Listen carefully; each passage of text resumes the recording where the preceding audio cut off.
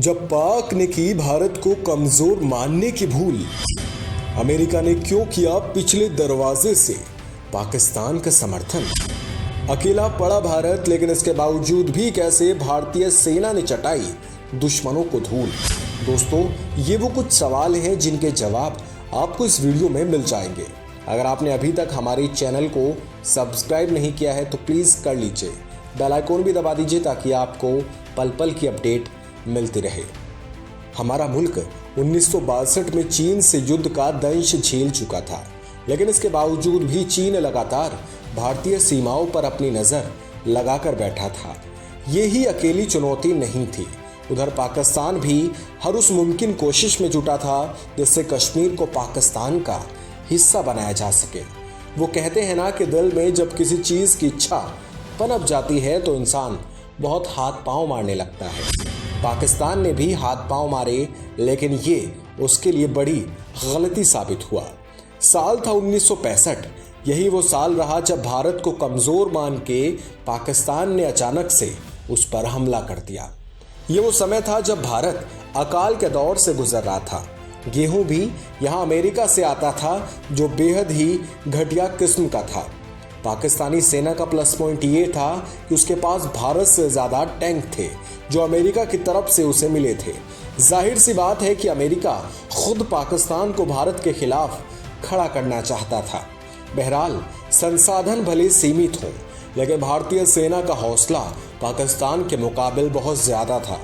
बस इसी के बलबूते भारत ने पाकिस्तान को मुंहतोड़ जवाब दिया और भारतीय सेना लाहौर तक पहुंच गई।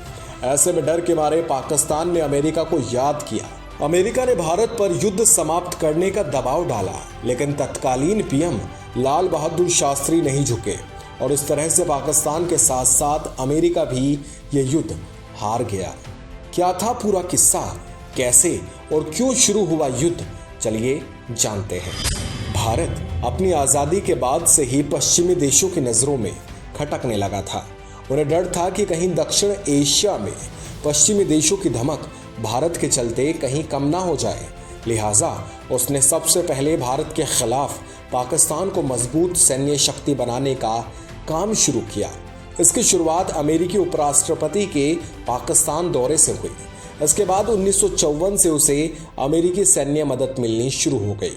बहरहाल, 1962 के बाद भारत इस स्थिति में नहीं था कि उसके ऊपर एक और युद्ध थोपा जाए, लेकिन चीन की शह और अमेरिका की गोदी में खेल रहे पाकिस्तान ने अप्रैल 1965 में भारत पर हमला कर दिया। इधर भारतीय सेना इस हमले के लिए तैयार नहीं थी, लिहाजा उसे पीछे हटना पड़ा। लेकिन जल्द ही भारतीय सेना ने वापसी करते हुए पाकिस्तानी फौज की खटिया खड़ी कर दी। असल में पाकिस्तानी सेना का मकसद गुजरात की ओर से हमला कर भारतीय सेना का ध्यान कश्मीर से हटाना था। 1962 के भारत चीन युद्ध ने जवाहरलाल नेहरू के हिंदी चीनी भाई भाई वाले नारे की हवा निकाल कर रख दी थी। भारत आर्थिक रूप से तो कमजोर हो ही चुका था, साथ ही बढ़ती खाद्यान्न की समस्या ने भी भारत के लिए मुसीबतें खड़ी करती थी। भारत के इन्हीं हालातों का फायदा पाकिस्तान ने उठाने का सोचा। तारीख थी 1 सितंबर और साल था 1965। पाकिस्तान ने अखनूर सेक्टर पर कब्जा करने के लिए ऑपरेशन ग्रैंड स्लैम शुरू करते हुए कश्मीर के छंब सेक्टर पर हमला कर दिया। वहीं चीनी सेना पूर्वी सेक्टर पर हमला करने की धमकी दे रही थी, लेकिन चीन की धमकी का तत्कालीन पीएम शास्त्री जी पर कोई असर नहीं हुआ। उन्होंने उसकी ये कहते हुए जुबान बंद कर दी कि अगर चीन इस युद्ध में कूदा तो भारत अपनी आखिरी सांस तक संघर्ष करेगा। बस इससे डर कर चीन युद्ध से पीछे हट गया। पाकिस्तानी सेना ने हमला सुबह 3:30 बजे किया। भारतीय सेना इस हमले के लिए बिल्कुल तैयार नहीं थी। इसी का नतीजा था कि सुबह के 9 बजे तक पाकिस्तान ने छंब सेक्टर पर कब्जा कर लिया था। छंब पर कब्जा करने के बाद पाकिस्तानी सेनाध्यक्ष जनरल मोहम्मद मूसा खान वहां के दौरे पर निकल पड़ा। उधर हमले की खबर मिलते ही भारतीय वायुसेना और थल सेना जवाबी हमले की रणनीति तैयार करने में लग गई। 4 सितंबर की शाम को आकाशवाणी पर एक बुलेटिन आया जिसमें कहा गया कि पीएम शास्त्री जी ने लोकसभा को बताया है कि पाकिस्तानी सेना सियालकोट सेक्टर से जम्मू की ओर बढ़ रही है। जवाब देने के लिए तीनों सेनाएं तैयार थी। वक्त अब सबक सिखाने का था। सबक सिखाया भी गया। वेस्टर्न कमांड के GOC lieutenant general Harbaksh Singh ने सेनाध्यक्ष चौधरी से अंतर्राष्ट्रीय सीमा पार करके लाहौर जाने की अनुमति मांगी। उन्हें इसके सिवा कुछ और मंजूर ही नहीं था। वो चाहते थे कि लाहौर अगर भारत के कब्जे में आ जाए तो पाकिस्तानी सेना की अकल ठिकाने आ जाएगी। लिहाजा जनरल चौधरी को उनकी बात को मानना पड़ा और उन्हें 3 सितंबर को पंजाब से लाहौर की ओर कूच करने की परमिशन दे दी गई। भारत का सैन्य ऑपरेशन 7 सितंबर की सुबह शुरू होना था, लेकिन 6 सितंबर को ही भारत ने पाकिस्तानी सीमा में एंट्री कर ली। इधर पाकिस्तानी सेना यही समझती रही कि भारतीय फौज अखनूर सेक्टर की ओर से उनकी ओर बढ़ रही है, लेकिन जैसे ही भारत ने लाहौर की ओर बढ़त बनाई तो उनके पांव के नीचे से जमीन खिसक गई। इसके कुछ ही घंटों में पाकिस्तान का डोंगराई, भसीन, दोगाइच और वाहगिरियान भारतीय सेना के कब्जे में था। इस समय तक पाकिस्तान के राष्ट्रपति फील्ड मार्शल अयूब खान को इस हमले की सूचना तक नहीं थी।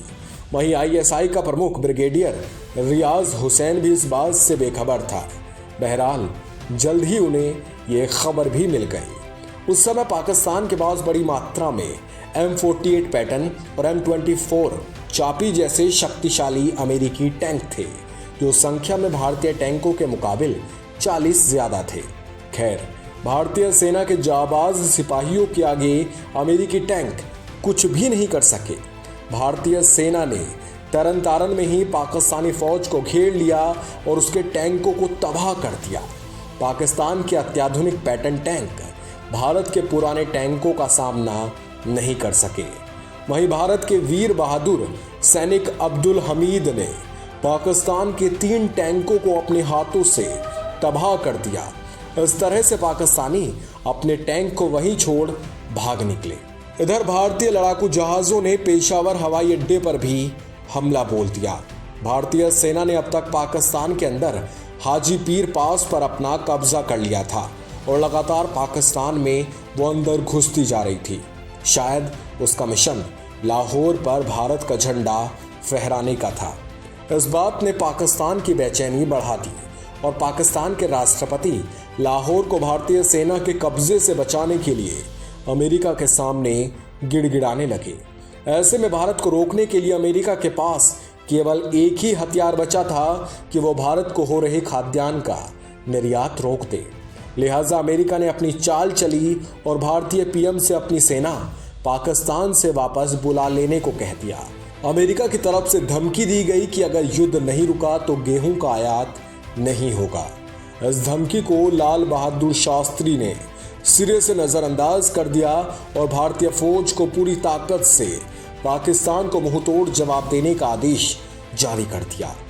बेहद सादगी भरा जीवन जीने वाले लाल बहादुर शास्त्री पूरे देश को अपना परिवार समझते थे और जब बात अमेरिकी धमकी से लड़ने की आई तो उन्होंने इसकी शुरुआत सबसे पहले अपने छोटे से परिवार से ही की।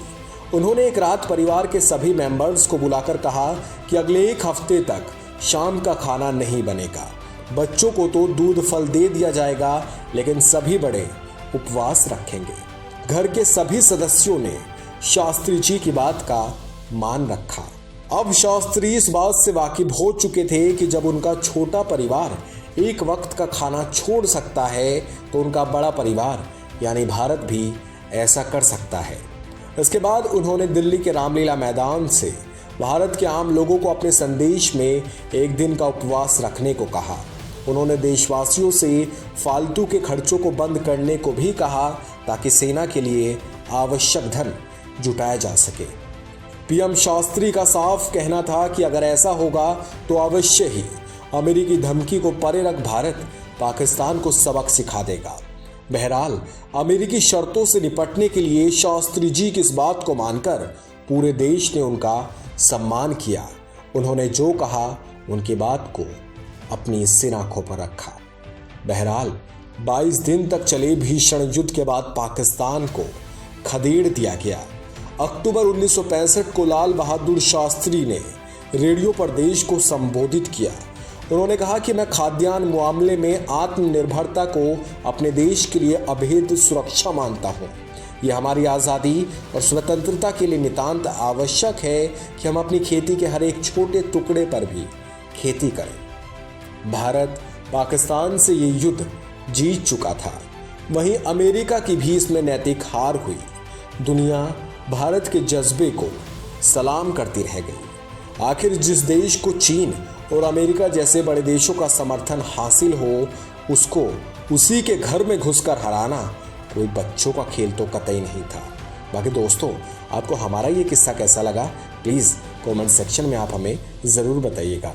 वीडियो अगर आप यूट्यूब पर देख रहे हैं तो चैनल को सब्सक्राइब कर सकते हैं, फेसबुक पर देख रहे हैं तो पेज को लाइक कर सकते हैं। शुक्रिया।